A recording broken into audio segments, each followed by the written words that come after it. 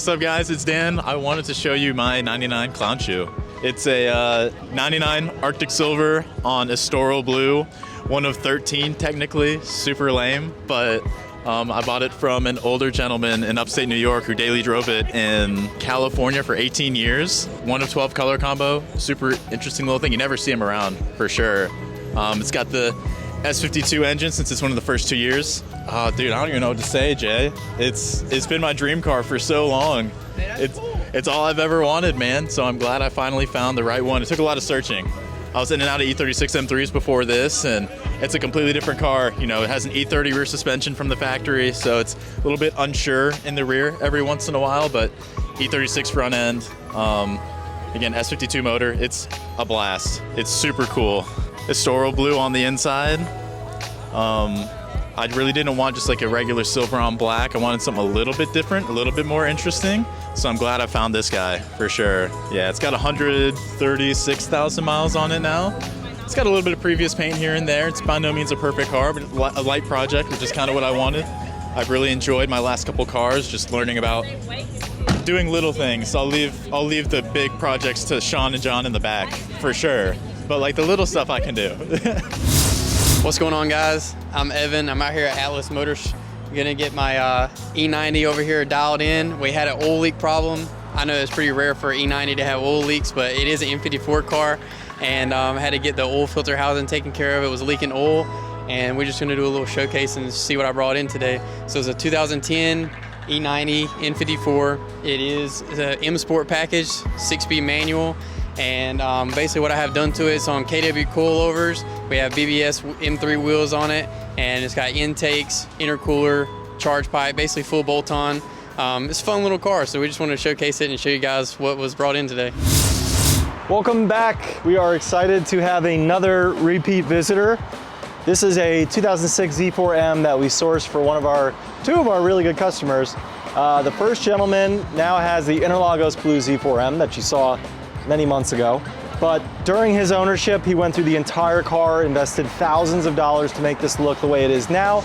I did a paint correction and ceramic coating on this car about 3 years ago. Anyway, this guy's been in good hands. Silver on black, extended leather, brand new Michelin Pilot Sports, and is now here on consignment from its most recent owner. Thanks, Jack. Let's check it out.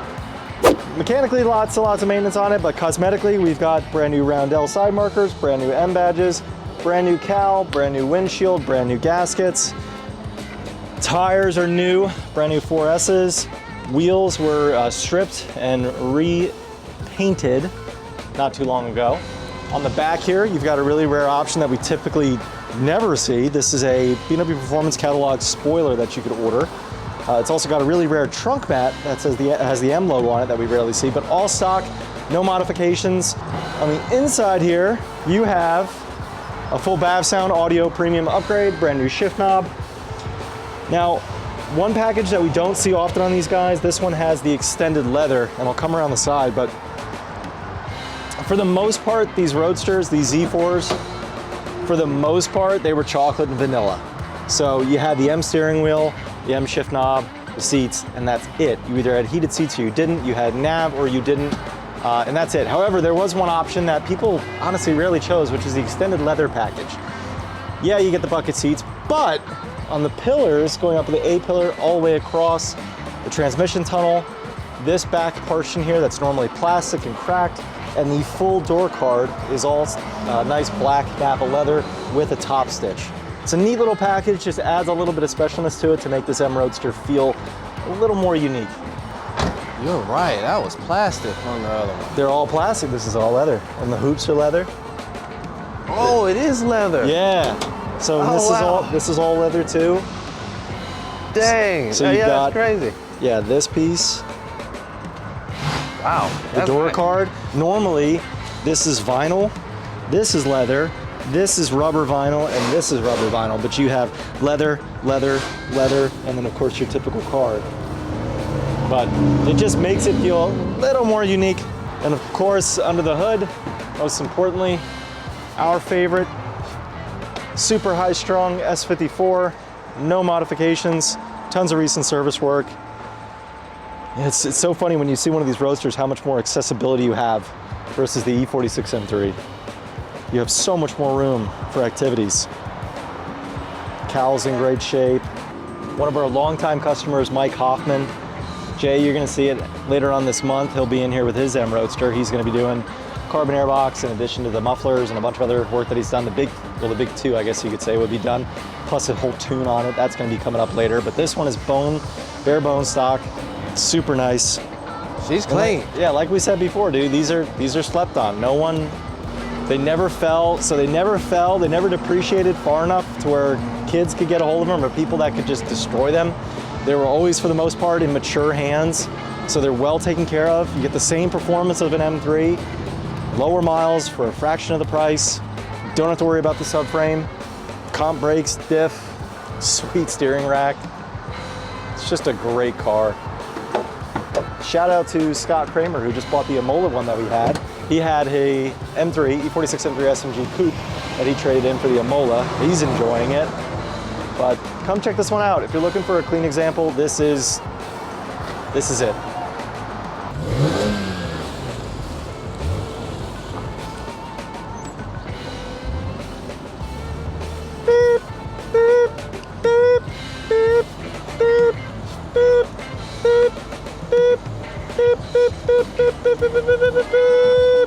Another sweet car going out to one of our good buddies, Ryan F.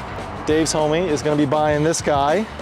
It's going to see some future track use at his stable. This is the 01 M3, big 3 done, 150,000 miles, 6-speed on cloth example. Maintained locally, exceptionally well maintained. Its previous owner, honestly one of the best individuals you could buy an M car from. This guy comes with a stack of service history, open checkbook type maintenance. Yes, it has high mileage, but it's a driver's example like we touched upon. Sean just got done resealing the whole engine, doing the Vanos or finishing the Vanos work that was already done previously, and it's gonna be a fun little toy for Mr. Ryan. So congrats, Ryan. We're all jealous. Awesome spec, piano black on cloth, new Kobe wheel. That's a car. Question of the week, if money were no object, what BMW model would you buy? Daniel, do you have it? I think we're ready. We're starting off with Daniel this week. All right, if money were no option, the BMW that I would buy would be a 2021 Toyota Supra. Loser! Nope, doesn't count. Because it's made. Nope. No, that's like me saying I could buy a McLaren F1. Yeah, but it's a BMW. Nope. Honestly, if money were no option, I'd probably say, yeah, an E9X M3. Four-door.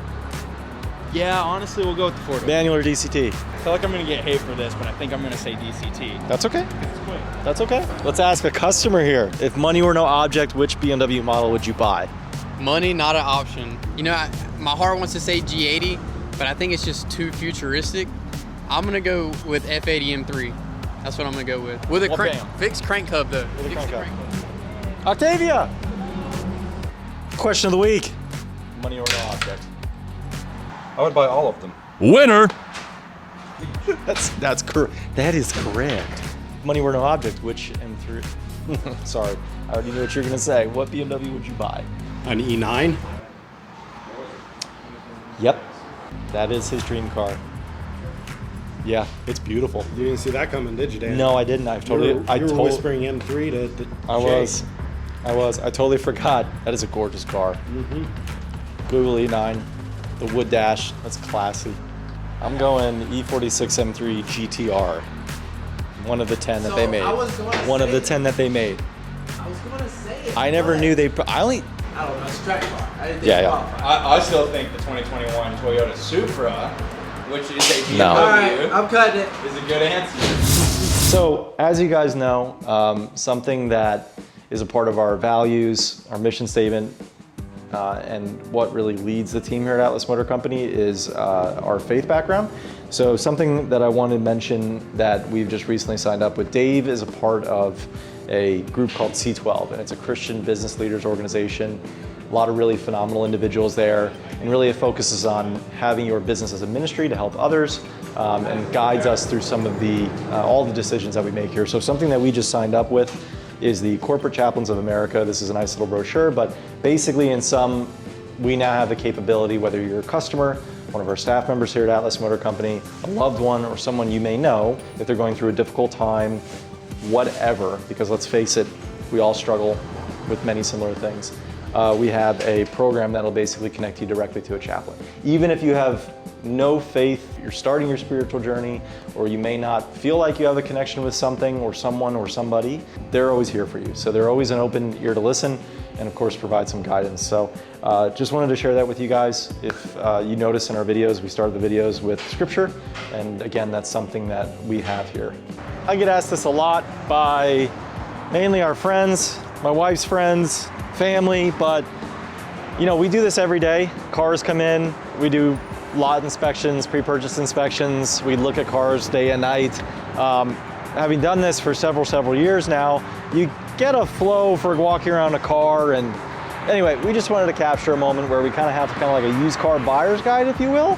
So if you're going to look at a used car or a new car, what have you, what I like to do is just a basic walk around. So we want to look at the paint condition, if there's any damage, look at your seals and gaskets to see if they're dried out, any sign that the car may have not been garage kept. The overall paint condition, panel by panel, wheels and tires. So what I like to do is I like to start from the top down. There's a small scratch here. The windshield glass is all original. I look at all my seals, I look at the panel gaps. Again, look at the body to see if there's any damage. On the wheels and tires, you want to look at the tread depth, put your hand in, see where that wear bar is, see how much tread you may have left.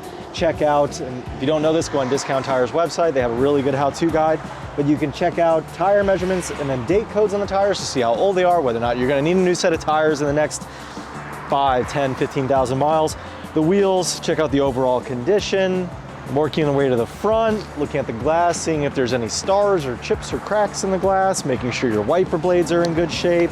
And then finally, last, we'll go around the front, turn your lights on, and have a buddy, grab a friend, go from the front and the back, make sure all your turn signals, lights, daytime running lamps, all your bulbs are on and working.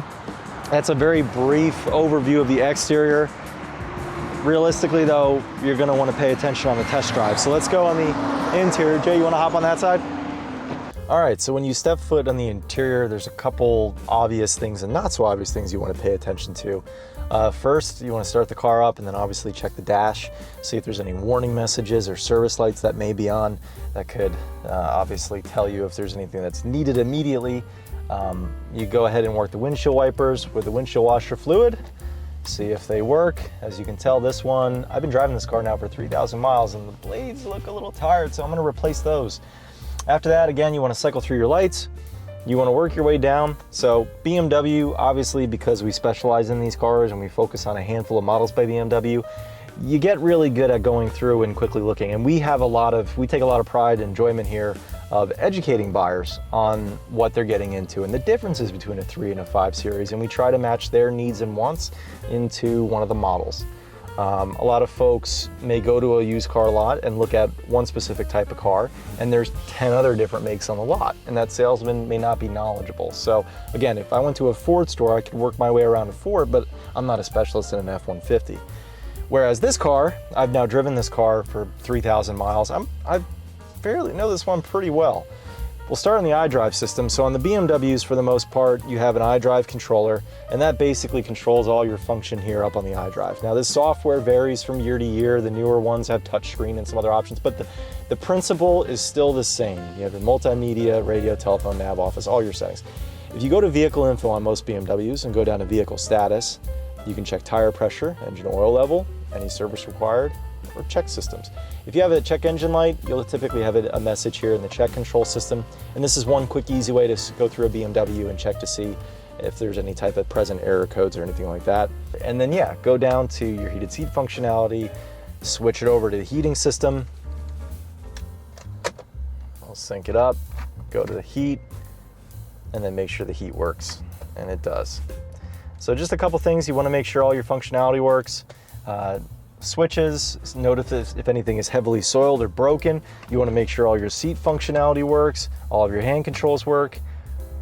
See if there's any odors. See if the sunroof works. That's expensive. So again, we're just going down the list of things that myself and the other Dan look at before it goes to our tech team. All the little itty bitty things. It's a double check system we have here. We'll do that one day. We'll have Sean go through all the pre-listing checklist. Pop the engine bay, see if you notice any smoke, any oil leaks, and then you're ready for a test drive. And on the test drive, you want to make sure your alignment's good. Under heavy braking, you're not feeling any shuddering or shaking of the wheel. The acceleration is good. And overall, if you just like the car, you're going to spend probably an hour to 2 hours a day in your car commuting, so you better like it. But that's just a little checklist of things that I go through when I get in the car. Thanks again for checking out one of our videos. Here at Atlas Motor Company, our BMW inventory gets refreshed every single week. We're gonna have fresh new content for you on a weekly basis. If you like what you guys saw, please like, subscribe, hit that notification button so you get alerts, and we'll see you next time.